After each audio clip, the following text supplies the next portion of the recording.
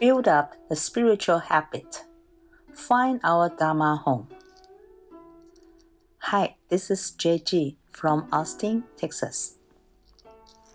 When visitors get off the airplane at Honolulu International Airport, immediately the local people would joyfully greet them, Aloha.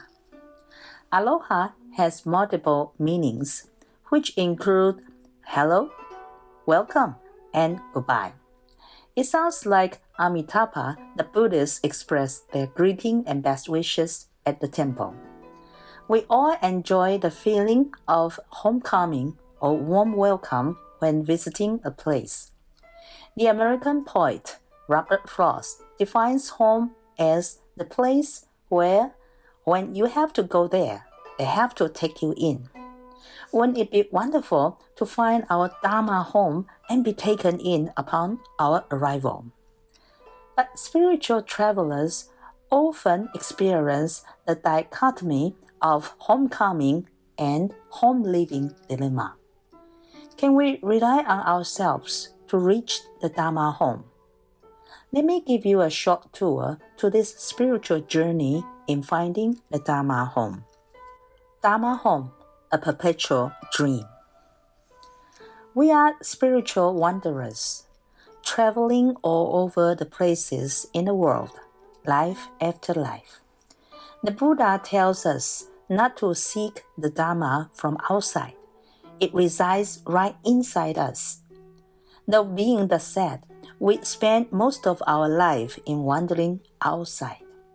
We learn worldly knowledge. We indulge ourselves in worldly affairs. We are frustrated by hardships. We make comebacks after numerous failures, and so on. Dharma home is really the place where, when you have to go there, they have to take you in. Dharma home is a term that we dream of. However, we cannot help but distancing ourselves from it all the more. There is a tug-of-war between our ordinary human nature and our embedded Buddha nature. The dichotomy exists from beginningless past, and it may continue to the endless future. Seeking the Dharma home becomes a perpetual dream of all travelers on their spiritual journey. Third, the journey to the Dharma home. What does Dharma home look like? It is our high expectation of Dharma home that distances us from the appreciation and the joy of homecoming. We worship a lofty Dharma home, but dare not to live it in person. We choose to compromise ourselves to live in a semi-Dharma home that we can afford to, but we can never be satisfied with a semi-Dharma home because it cannot protect us from being sidetracked and retrogressing. Only the right Dharma can be the compass leading us to the real Dharma home that is relaxing, comfortable, feeling at ease, and that is Nirvana.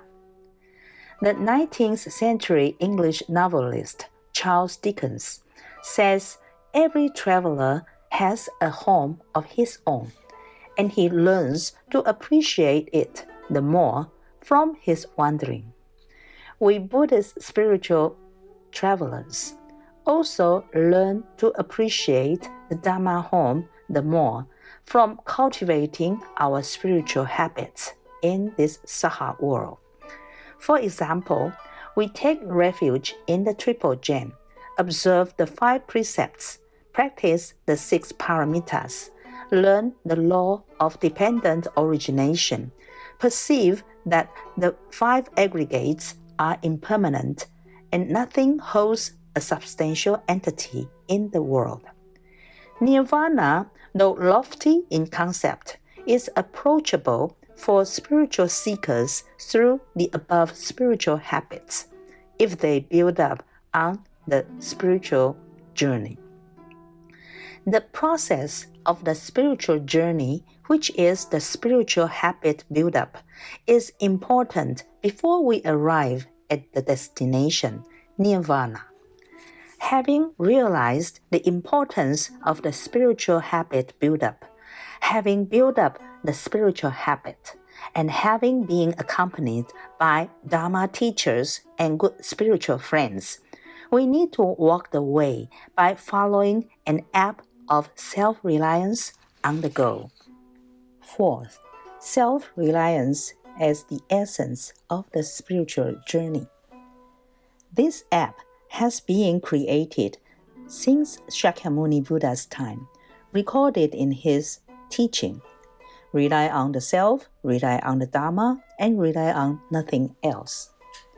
You may rebate me by saying, but we need a Dharma teacher to be our spiritual guide. Yes, you are right. However, inevitably and eventually, you need to walk on the way yourself. Your Dharma teacher can only show you the way. Here's the example of taking refuge in the Triple Gem, which is the initial step one takes to formally become a Buddhist. We are protected under the shelter of the Triple Gem. For beginners, we take refuge in the original Triple Gem. Then we advance to the abiding Triple Gem. And ultimately, we take refuge in the intrinsic Triple Gem. We are more familiar with the original Triple Gem than the abiding Triple Gem and the intrinsic Triple Gem. The original Triple Gem refers to the Buddha, the Buddha's teaching, and the Sangha community that practice the Buddha's teaching. As time passes by, in our present world, we also take refuge in the abiding Triple Gem, which refers to the Buddha statues, the Buddhist canons, and the community of Buddhist monks and Buddhist nuns. But we need to keep in mind that our final goal is to take refuge in the intrinsic Triple Gem, which refers to the true nature equivalent to Buddha nature. We are all Buddhas to be. By taking refuge in the Triple Gem, we actually take refuge in ourselves. The Buddha assures us that the mind, the Buddha, and all sentient beings are all one and the same. Is it too good to be true? We hardly ever find any other religion in the world that the founder of a religion would elevate or promote his followers to the same status as the founder. As we start the journey to enlightenment, we rely on our Dharma teachers and Dharma friends.